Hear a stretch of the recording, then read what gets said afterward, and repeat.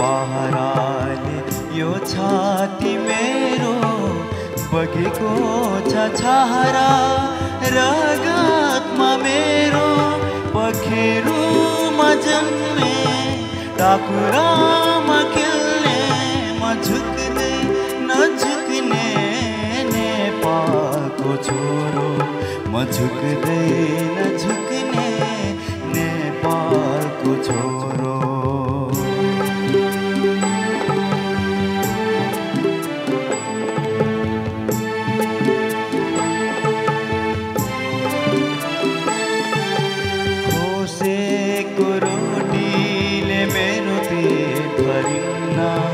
मागेको धोतीले मेरो लाछो पिन्न खोसेको रोटीले मेरो पेट भरिन्न मागेको धोतीले मेरो लाछो पिन्न घोटिएर हात पाउ झरी जाउनौला तर कोही अगाडि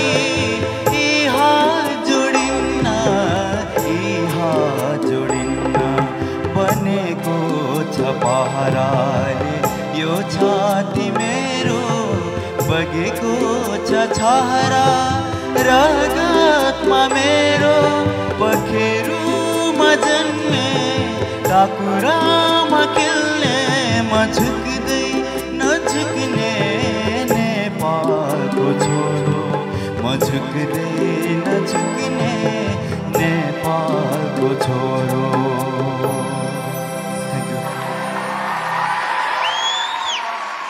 साँच्चै नै नेपाली कहिल्यै झुक्न जानेको छैन आफ्नो स्वाभिमानको लागि यस्तै पर्फर्मेन्स दिइसक्नु भएको छ गोर्खादेखि आउनुभएका दिपेश लामाले र उहाँको यो पर्फर्मेन्स कस्तो रह्यो हाम्रो जजेसहरूबाट बुझ्छु बद्री सर के भन्नुहुन्छ दिपेशको प्रस्तुतिलाई झुक्दै नझुक्ने नेपालको छोरो दिपेश लामा यो आवाज पाइसकेपछि अब सायद झुक्नु पर्दैन यो शिर उठाउनु छ एकदमै राम्रो एकदमै न्यायिक तरिकाले प्रस्तुत गर्यो एकदमै मार्मिक तरिकाले एकदमै राम्रो छ best of lock thank you sir thank you Saroj sir सबभन्दा पहिला त यो गीतको रचनाकार सङ्गीतकार र गायक उहाँलाई म एकचोटि सम्झिन चाहन्छु उठेर अमर गुरुङ उहाँ अहिलेसम्म हामीसँगै हुनुहुन्छ र यो स्थितिमा अहिले जुन परिस्थितिमा हाम्रो देश गुज्रिरहेको छ त्यतिखेर यो गीतले यति अर्थ राख्छ कि मलाई मेरो आँखामा झन्डै आँसु आयो गीत सुन्दाखेरि र मलाई प्राउड पनि फिल हुन्छ कि आजको यत्रो बच्चाहरूले यस्तो यस्तो गीत गाइराख्नु भएको छ र यो प्रोग्रामको डिरेक्टर हाम्रो साथी अगाडि बसिराख्नु भएको छ र जजहरू तपाईँहरूलाई चाहिँ नि धेरै ठुलो समस्या आइपर्नेछ भविष्यमा यो भारतको नाकाबन्दीले होइन कि यो गायकहरूको गायकले गर्दाखेरि यस्ता यस्ता गायक आइराख्नु भएको छ अब थाहा छैन अब टप 10 सम्म त पुर्याउनु भयो तपाईँहरूले र यो टप 10 बाट नम्बर 1 नम्बर 2 नम्बर 3 छान्न पर्छ होला र यो छान्ने काम चाहिँ नि धेरै टफ हुने देखाएको छु मैले र भाइ आई स्याल्युट यु तपाईँको चोइसलाई र जजहरूलाई म अहिलेदेखि शुभकामना दिन चाहन्छु तपाईँहरूको अब भविष्यमा धेरै नै समस्या आउनेछ तपाईँहरूलाई थ्याङ्क यू मौसम sir You are very disciplined, yeah? You are a disciplined boy, yeah? Thank you, sir. No, you are. What do you think? You are disciplined or not? तिमी disciplined छौ कि छैनौ? छु होला. छु. That we can identify that in your singing. Thank you. You are a decent, disciplined singer. Thank you, sir. Yes. र second thing, pure voice. एकदमै voice-मा naturalism भन्छ नि हामीले.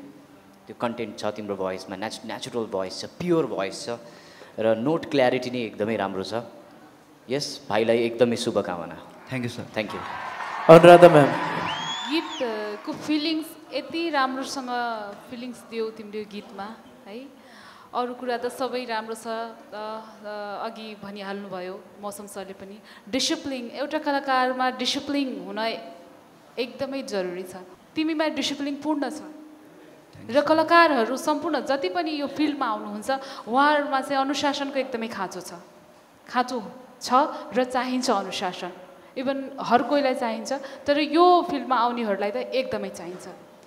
र मौसम सरले भने जस्तो डिसिप्लिन तिम्रो एकदमै राम्रो छ र गीतमा पनि तिमीले जुन तरिकाहरू दिन खोज्छौ त्यो पनि आफ्नो डिसिप्लिन भित्रै बसेर दिन्छौ कि बाहिर चाहिँ जान खोज्दैनौ, त्यो तिम्रो एकदमै राम्रो पक्ष हो। Thank you ma'am. ओभरअल तिम्रो सबै राम्रो छ, गायकी राम्रो छ, कन्फिडेन्स लेभल राम्रो छ, फिलिङ्स तिम्रो यति राम्रो छ, यो गीतमा तिमीले यति राम्रो फिलिङ्स दियौ, न्यायपूर्ण एकदमै आफूले जति सक्दो पूर्ण न्याय दिएको छौ। Thank you ma'am. Thank you so much. Thank you जजेस, थ्याङ्क यू दिपेश।